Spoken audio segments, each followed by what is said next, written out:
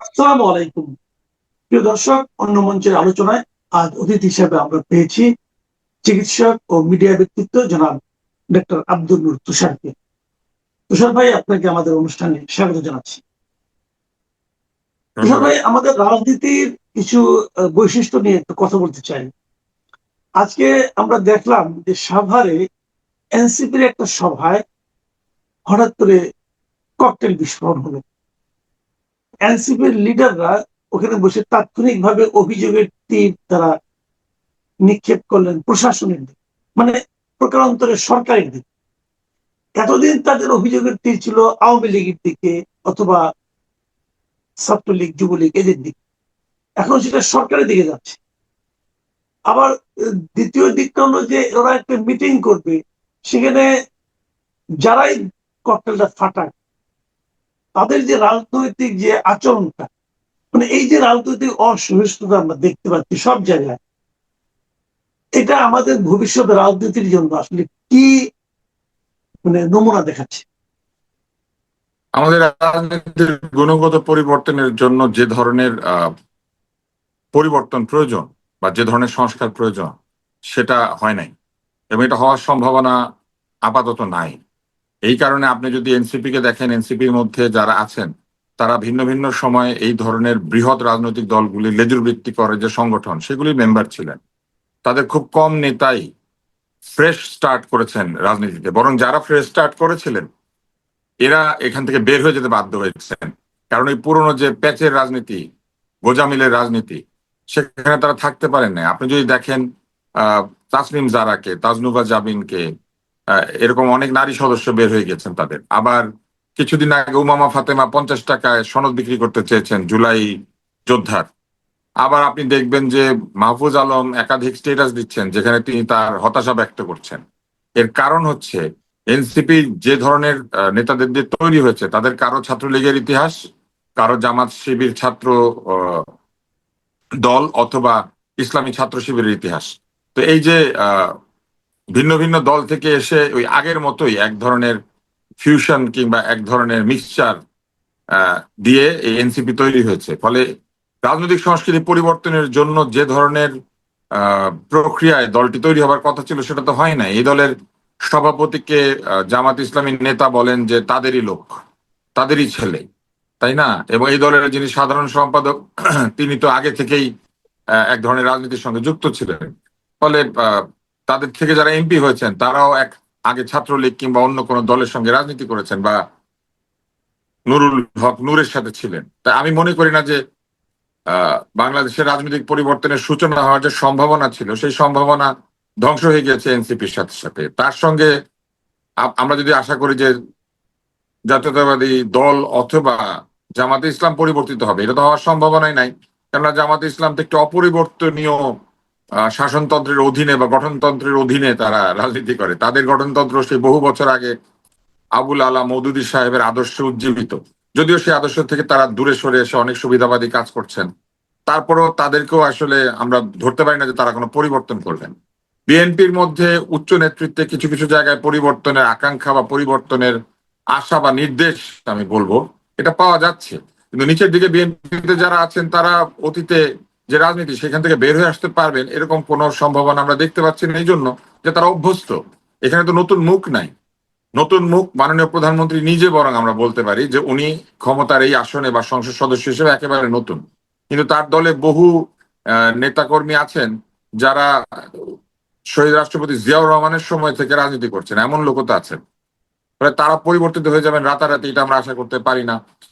এলাকাতে এলাকাতে যারা রাজনীতি করেছেন পুরনো রাজনীতি তারা বদল হয়ে যাবেন এটাও আমরা আশা করতে পারি না। ফলে যে ঘটনাটা ঘটেছে বাংলাদেশের রাজনীতিতে পরিবর্তনের কোনো সম্ভাবনা নাই। আর এই রাজনীতি কেমন ছিল? এইরকমই ছিল। কখনো কখনো ক্ষমতাবানরা ককটেল নিক্ষেপ করে, কখনো কখনো নিজেরাই নিজেদেরকে ককটেল মেরে বলে ক্ষমতাবানরা মেরেছে। আমি একটা প্যাটার্ন বরং লক্ষ্য করি, সেটা হচ্ছে অন্তর্বর্তী সরকারের সময় আপনার মনে আছে এনসিপির অফিসের সামনে ককটেল ফুটতো এবং তারা বারবার বলতো যে এটা আওয়ামী লীগের কাজ। এখন তারা একটা সভা করেছে, সেখানেও গিয়ে ককটেল ফুটেছে। তো এই ককটেল গুলি আমার ধারণা তেমন ধ্বংসাত্মক কিছু না, কারণ এই ককটেলে কারো আহত নিহত হবার সম্ভাবনা বা কোনো খবর আমরা পাই নাই। তো সেদিক থেকে ভালো যে তাদের শত্রুরা অতটা নৃশংস বা নির্মম নয়, কিন্তু এটা এক ধরনের আমি বলবো যে রহস্যজনক, যে আগেও যখন ককটেল ফেটেছে অন্তর্বর্তী সরকার তদন্ত করে নাই। আপনি লক্ষ্য করলে দেখবেন ভুয়া মামলা দিয়ে লোকজনকে ধরে নিয়ে গিয়েছে। তারপরে সাংবাদিকের মানে জ্যেষ্ঠ সাংবাদিক এমন কয়েকজনকে তারা বিভিন্ন জায়গা থেকে জিজ্ঞাসাবাদের নামে থানায় নিয়ে তারপর আটক করেছে ভুয়া মামলা দিয়ে। অথবা সংবিধান নিয়ে আলোচনা হবে, যেখানে আলী রিয়াজ যে সংবিধান নিয়ে আলোচনা করে ওই একই আলোচনা রিপোর্টার্স ইউনিটিতে হবে, সেটার জন্য লোকজনকে ধরে নিয়ে গেছে, যে সংবিধান নিয়ে কথা বলা এক ধরনের ষড়যন্ত্র। সেই একই অন্তর্বর্তী সরকার এই যে এনসিপির অফিসের সামনে ককটেল ফুটেছে, একটা তদন্ত করে নাই ঠিক মতো, দোষীদেরকে খুঁজে বের করে নাই, এবং যেখানে ককটেল ফুটেছে কে ফুটালো এটা তো ন্যায্য মামলা হতো, তাই না? সেটা করার চেষ্টাও করে নাই। এবং সব জায়গাতে সিসি ক্যামেরার ফুটেজ পায়, কিন্তু এনসিপির অফিসের সামনে একাধিকবার ককটেল ফুটেছে, কোনো সিসি ক্যামেরার ফুটেজ পাওয়া যায় নাই। তো এইসব রহস্যজনক বিষয় বলি আমাদের জি। রাজনীতিতে থেকেই গেল। এবং ভোটার হিসেবে আমার মাঝে মাঝে নিজেকে প্রতারিত মনে হয়। মনে হয় যে আমাদেরকে পরিবর্তনের কথা বলে তারা আসলে ঔষধের বোতল বদল করে বহু বছরের পুরনো মিক্সচার আমাদেরকে আবার গিলাচ্ছে। জি। তো আপনি যেটা বললেন যে আপনার আপনার কথার মধ্যে এক ধরনের ইঙ্গিত আছে যে কে মেরেছে, কেন খোঁজা হয়নি কেন। কিন্তু একটা বিষয় ইন্টারেস্টিং, যে তারা কিন্তু একেকজনের উপর একেক সময় দায় চাপাইয়াছে। এর আগে দায় চাপিয়েছে আওয়ামী লীগের উপর, এখন দায় চাপাচ্ছে বিএনপির উপর। তো তারা কি আসলে আগামী রাজনীতি তাদের জন্য খুব সহজ হবে? এরকম যদি সবাইকে তারা শত্রু বানায় ফেলায়, তাহলে তারা রাজনীতিটা করবে কিভাবে? একটা ছড়া আছে না, সুকুমার রায়ের, ছায়ার সাথে যুদ্ধ করে গাত্র হলো ব্যথা। এখন তারা বিএনপিকে দোষী করার চেষ্টা করছেন, কিন্তু আপনি আমাকে সাধারণ বুদ্ধিতে, আপনি এত বছরের সাংবাদিকতার ইতিহাস আপনার বা আপনার অভিজ্ঞতা, আপনি একটু যৌক্তিকভাবে চিন্তা করে দেখেন, সংসদে 6টা আসন পেয়েছে জামাতের কোলে চড়ে, তাদের সভায় ককটেল ফোটানোর মতো ইচ্ছা কেন হবে? আর যেখানে যে এলাকাতে এইটা হচ্ছে এই মিটিংটা, সে এলাকায় তাদের কোনো সংসদ সদস্য নাই। একজন নাকি দাঁড়িয়েছিল, সে হেরে গিয়েছে, যদিও সে দাবি করে আমি সবচেয়ে বেশি ভোট পেয়ে হেরেছি। মানে ব্যাপারটা এরকম যে আমি 31 পেয়ে ফেল করেছি, আমার চেয়ে অন্য যারা ফেল করেছে তারা কম কম পেয়েছে আমার চেয়ে, মানে ফেলের মধ্যে উনি ফার্স্ট, এরকম বলে একজন আছে, একজন মহিলা। তো এখন ওইখানে গিয়ে ধরেন কেউ ককটেল খরচ করবে, আমার তো মনে হয় এটা একটা অপচয়। মানে এই ককটেলের যে ডিব্বাটা আছে ওই ডিব্বাটা একটা অপচয়, ওই ডিব্বার মধ্যে জর্দা রাখলে কিংবা ধরেন পান সুপারি রাখলে বরং এটা বেটার হইতো আর কি। যেখানে তাদের কোনো শক্তি নাই সেখানে তাদেরকে ঠেকানোর জন্য ককটেল খরচ করবে কেন কেউ? আচ্ছা, আমরা একটু অন্য একটা একটা প্রসঙ্গ বলি, যে জুলাই মাস তো আসলো। এই জুলাইকে কেন্দ্র করে আমরা নানা ধরনের কথার লড়াই দেখছি, এবং কথার লড়াই প্রায়ই আমরা দেখছি যে অসহিষ্ণু রাজনীতির কথা আমরা বললাম, প্রায় দেখছি যেন আপনার শ্লীলতার যে সীমারেখা সেটাকে অতিক্রম করে যাচ্ছে। এবং আমার কথা হলো যে অনেকে জুলাই নিয়ে সমালোচনা করছেন, জুলাইয়ের রাজনীতি যেভাবে হাতছাড়া হয়ে গেল সেটার সমালোচনা করছেন, জুলাইয়ের অর্জন যেভাবে বেহাত হয়ে গেল সেটা নিয়েও বলছেন। এর মধ্যে নানা ধরনের ষড়যন্ত্র খুঁজছেন। আবার কেউ কেউ যারা এই জুলাই নিয়ে একটু সমালোচনামূলক কথা বলছেন, তাদেরকে শারীরিকভাবে হেনস্থা করার জন্য পুরস্কার ঘোষণা করছেন, যে 1 লাখ টাকা দেবো, 2 লাখ টাকা দেবো তাকে উতাপিটা করতে পারলে। তো এই যে আপনার এই যে অশ্লীলতার যে ধারাটা, এটাই তো আমাদের রাজনীতিতে, মানে অনেকে বলছেন যে জুলাই আমাদের রাজনীতিতে এই একটা পরিবর্তন নিয়ে এসেছে। তো এই অস্থিরতাটাকে আপনি কিভাবে এটাকে মোকাবেলা করবেন? জুলাইয়ের আন্দোলনে যারা আন্দোলনে ছিলেন তাদের মধ্যে একটা অংশ সারাক্ষণ দাবি করেছে যে অশ্লীল ভাষা হচ্ছে প্রতিবাদের ভাষা। তো অশ্লীল ভাষা যদি প্রতিবাদের ভাষা হয়, তাহলে তাদের কোনো কর্মকাণ্ডে কেউ যদি প্রতিবাদী হয়ে ওঠে তাদের বিরুদ্ধে, তারাও তাহলে সেই ভাষাটাই ব্যবহার করবে, এটাই তো স্বাভাবিক। অশ্লীলতাকে তারা বলেছেন যে এটাকে অশ্লীলতা মনে করা যাবে না। আপনার যার বিরুদ্ধে ক্ষোভ, তার বিরুদ্ধে আপনি যদি এরকম ভাষা ব্যবহার করেন, এটা এক ধরনের প্রতিবাদের অস্ত্র। তো এখন মনে করেন যে জুলাইয়ের সঙ্গে যারা যুক্ত ছিল তাদের মধ্যে কেউ একটা অন্যায় কাজ করেছে, সেই অন্যায়ের প্রতিবাদে তাকে কেউ এই প্রতিবাদের ভাষায় কথা বলে বসলো, তারা আবার সেটা মানতে পারছেন না। এইটা হচ্ছে এক ধরনের ডাবল স্ট্যান্ডার্ড। তারা গালি দিলে সেটা প্রতিবাদের ভাষা, তাদেরকে গালি দিলে সেটা প্রতিবাদের ভাষা না। প্রতিবাদের ভাষা একই তো হওয়ার কথা দুই দিকে। যেমন ধরেন যদি গানের একটা ভাষা থাকে, তাহলে সেই ভাষাটা দুই দিকে একই হওয়ার কথা না। যদি কবিতার একটা ভাষা থাকে, সেটা দুই দিকে একই হওয়ার কথা না। কিন্তু ওনাদের ব্যাপারটা খুব অদ্ভুত। ওনারা গালি দিলে সেটা প্রতিবাদ, আর অন্যরা গালি দিলে সেটা প্রতিবাদ না। তো এই যে একটা অবস্থা তারা তৈরি করেছেন, এটা কিন্তু তারাই করেছেন। এবং যারা অনেক গালি দিতে পেরেছে তাদেরকে তারা বীরের মর্যাদা দিয়েছেন, যে গালিগালাজ করে বীর হয়। এখন গালিগালাজ এমন একটা বিষয় যে এইটা কিন্তু প্রতিযোগিতায় নামলে এটা ক্রমশ খারাপ থেকে খারাপই হতে থাকবে। যেমন ভালোর সাথে ভালোর প্রতিদ্বন্দ্বিতা সকলে ভালো হইতে থাকে, সেরকম খারাপ খারাপের সাথে প্রতিদ্বন্দ্বিতা করে আরো নীচ, আরো অশ্লীল, আরো জঘন্য ভাষার অবতারণা হবে, সেটাই হচ্ছে। এইটাকে এখন যদি তারা মনে করেন যে না, তারা আহ সবকিছু থেকে প্রতিরক্ষার মধ্যে থাকবেন, তারা একটা দেয়ালের মধ্যে থেকে, দেয়ালের পেছন থেকে অন্যদেরকে বিষ্ঠা নিক্ষেপ করবেন, অন্যদেরকে গালি দিবেন, অন্যদেরকে জুতা নিক্ষেপ করবেন, তাহলে সেটা তো আসলে একটা অবাস্তব চিন্তা হবে। একটা এলাকায় যখন আপনি সর্বত্র গু ছিটিয়ে দিয়েছেন, তখন ওইখানে সবচেয়ে পরিষ্কার লোকটার গায়ে গু লাগবে, সবচেয়ে ময়লা লোকটার গায়ে গু লাগবে, এটাই স্বাভাবিক। এবং সেটাই হচ্ছে এখন। আরেকটা বিষয় খুব অদ্ভুত, সেটা হচ্ছে যে তারা পুরস্কার ঘোষণা করছেন।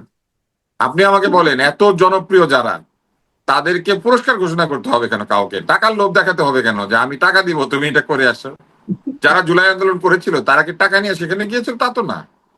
তারা তো টাকার জন্য জুলাই আন্দোলনে যায় নাই। তাহলে জুলাই আন্দোলনের আহ বিপরীতে কেউ কথা বলেছে, সেই কথার প্রতিবাদ তারা করবেন প্রতিবাদের ভাষায় কিংবা প্রতিবাদের যে নিয়ম, সেই নিয়ম অনুযায়ী। কিন্তু তাদেরকে বলতে হচ্ছে টাকা দিব গিয়া প্রতিবাদ করো। তাহলে টাকা কেন দিতে হবে? আর টাকাই যদি দিবেন, তাহলে একটা ছাত্র নেতা 2 লক্ষ টাকা কোত্থেকে পায়? এই 2 লক্ষ টাকা সে এই কাজে না দিয়ে বরং একটা ভালো কাজে দিত, তাই না? এই 2 লক্ষ টাকা সে কোত্থেকে পেয়েছে, কোথা থেকে পাবে? একটা বিষয় মনে রাখতে হবে, যে যে একটা পুরস্কার ঘোষণা করতে পারে 2 লক্ষ টাকার, তার পকেটে অন্তত এর চেয়ে 5-10 গুণ বেশি টাকা থাকতে তো হবে। একটা সাধারণ লোক যখন একটা গিফট কিনে দেয়, কাউকে একটা উপহার দেয়, পকেটে অন্তত 10,000 টাকা থাকলে সে 5,000 টাকার গিফট কিনতে পারে। তো সেই অর্থে আমরা চিন্তা করতে পারি যে তার নিশ্চয়ই 2 লক্ষ টাকা সে দিবে বলেছে, অন্তত 4 লক্ষ টাকা আছে। এখন এটা আমার জানার ইচ্ছা, যে 4 লক্ষ টাকা আয় করা কি খুব সোজা? বাংলাদেশে 1 বছরে 4 লক্ষ টাকা আয় করবে যে তার কর মাফ করা হয়েছে। মানে বাংলাদেশের অধিকাংশ লোক 4 লক্ষ টাকার নিচে আয় করে, আর এই লোক 2 লাখ টাকা দিয়ে দিচ্ছে এখনই, আয়কর দেয়। এটা আমার খুব জানার ইচ্ছা। আচ্ছা, আমরা একটু অন্য প্রসঙ্গে যাই। এটা গত নাকি দুদিন বাপের ধরে টাকা যেটা দিচ্ছে, মায়ের টাকা দিচ্ছে? তাদের বাপ মা যদি তার ছেলেকে এত টাকা দেয়, আমি তাদের কাছে অনুরোধ করবো যে অনেক ভালো মানুষ আছে, তারা কষ্টে আছে, তাদেরকে বরং আপনারা এই টাকাটা দেন। আপনার ছেলেকে দিলে তো একে তাকে এরকম উপহার বা পুরস্কার ঘোষণা করে 2 লাখ 2 লাখ করে দিয়ে ফেলবে। তার চেয়ে বরং টাকাটা ভালো কোথাও দিয়ে আসেন, ছেলেকে দিয়েন না। আর ছেলে যদি এত টাকা আয় করে, তাহলে অবশ্যই আমরা ধরে নিচ্ছি সে প্রচুর আয় করে। কারণ কোনো এক মাসে সে 2 লাখ টাকা দিয়ে ফেলতে পারলে বছরে অন্তত তার করযোগ্য আয় আছে। জি, আমরা একটু অন্য একটা প্রসঙ্গে যাচ্ছি। গত দুদিন ধরে আমরা দেখছি যে সারা দেশে একটা বিষয় নিয়ে আলোচনা হচ্ছে। সেটা হলো যে যুক্তরাষ্ট্রের স্বাধীনতা দিবস উদযাপন, এবং সেটা জাতীয় সংসদের দক্ষিণ প্লাজায় বেশ জাঁকজমকের সঙ্গে উদযাপিত হয়েছে। এটা নিয়ে আমি বিস্তারিত আর বলি না, আপনি সবই জানেন। এই বিষয়টাকে আপনি আসলে কিভাবে দেখছেন? আমি শুধু এতটুকুই বলবো, স্ট্যাটেন আইল্যান্ড বলে একটা জায়গা আছে নিউ ইয়র্কে, ওখানে স্ট্যাচু অফ লিবার্টি আছে। ওটার নিচে দাঁড়ায় আপনি বাংলাদেশের কোন অনুষ্ঠান করতে পারবেন? ওটা কিন্তু ওদের সংসদ না, কিচ্ছু না। ওইটার নিচে দাঁড়িয়ে আপনি এই ধরনের একটা অনুষ্ঠান করতে পারবেন, অন্য দেশের স্বাধীনতা উদযাপন করতে পারবেন? আমার মনে হয় না পারা যাবে। স্ট্যাটেন আইল্যান্ডে যেতে গেলে পারমিশন নিয়ে যেতে হয়। মাঝখানে বহুদিন স্ট্যাটেন আইল্যান্ডে যাওয়া বন্ধ ছিল। স্ট্যাচু অফ লিবার্টি আছে ওইখানে। তো আমেরিকার সংসদ কিংবা আমেরিকার সিনেট, কংগ্রেস, ক্যাপিটল হিল, আমেরিকার যেটা আইনসভা যেখানে বসে, ক্যাপিটল হিলের সামনে দাঁড়িয়ে এটা পারবেন? ওয়াশিংটন মনুমেন্টের সামনে পারবেন? আমাদের সংসদ ভবন আমাদের এই রাষ্ট্রের সবচেয়ে গুরুত্বপূর্ণ ভবন, যেখানে বাংলাদেশের জনগণের ভাগ্য নির্ধারিত হয়, তার অর্থনৈতিক ভাগ্য, তার রাজনৈতিক ভাগ্য, তার আইনি ভাগ্য, তার ধনী গরিব যে বৈষম্য, সেই বৈষম্য দূরের ভাগ্য, এই সব সেখানে হয়। আমাদের সংসদ আমাদের একটি প্রতীক, এবং সেইখানে বাংলাদেশের পতাকা উঠবে, এটাই স্বাভাবিক। সেইখানে ধরেন অন্য কোন একটা দেশের পতাকা উঠছে, এটা আমাদের দেখতে ভালো লাগে না। হতে পারে এটা বিরাট কূটনৈতিক একটা সম্পর্ক, হতে পারে অনেক বন্ধুত্ব। মানে অনেক বন্ধুত্ব হলে কি আপনার বন্ধুকে আপনি কি আপনার শোবার ঘরে নিয়ে রাখেন? এটা তো রাখেন না। সেরকম আপনি কি ওরকম একটা গুরুত্বপূর্ণ ঘরে তাকে আনবেন বা তার সামনে তাকে এনে এই আনন্দ করতে দিবেন? এটা আমার কাছে, আমি জানি না। এটা আমি যেহেতু আপনার কাছে কি মনে হয় যে জুলাই আন্দোলনের জাতীয় লোকজন অনেক সংসদ? আধিপত্য আধিপত্য বলে অনেক শব্দ বলতো, তো তো জি, এখন আমার এটা দেখে মনে হয়েছে যে এরা আসলে ভণ্ড। এরা এই আধিপত্য নিয়ে ওরা যেসব কথাবার্তা বলতো এর মধ্যে এক ধরনের হিপোক্রেসি আছে। না, আমার কথা হলো যে যেমন ধরেন জাতীয় সংসদ প্রাঙ্গণে যুক্তরাষ্ট্রের পতাকা উত্তোলিত হলো, ছিল বাংলাদেশের পতাকাও ছিল পাশে। তো এই যে ভিন্ন দেশের পতাকা আমরা সংসদ ভবনে উঠালাম, এবং যুক্তরাষ্ট্র তো অবশ্যই পৃথিবীর সবচেয়ে বড় মানে পাওয়ারফুল কান্ট্রি, সবচেয়ে মানে আপনার ক্ষমতাধর দেশ, এবং সেই দেশের সরকার তাদের সামরিক প্রতিনিধি, ক্ষমতাধর, সবচেয়ে বড় এই সামরিক যে ক্ষমতাধর দেশ। সামরিক ক্ষমতাধর, তো সেই দেশের সরকার যে তাদের পতাকাটা আমাদের এই সংসদ ভবনের সামনে উত্তোলনের অনুমতি দিল, সুযোগ দিল আমাদেরকে, দেখ এতে কি মনে হয় জাতি হিসেবে অথবা আমাদের সংসদ ভবন কি সম্মানিত হলো, বাড়তি কোনো সম্মান? জানি না, এটা আমাদের কাছে দৃষ্টিকটু মনে হয়েছে। সম্মান অসম্মানের বিষয়ে জানি না, অনেক সময় অনেক সম্মান আছে সেটাও দৃষ্টিকটু লাগে, লাগে না? অনেক সময় লাগে কিন্তু। আমার কাছে একাধিক এরকম সম্মান আমার কাছে খুব দৃষ্টিকটু লেগেছিল। তো এরকম বহু সম্মান আছে, অতীতে আমরা দেখেছি অনেকে পেয়েছেন, এগুলো আমার কাছে মনে হতো যে খুব দৃষ্টিকটু।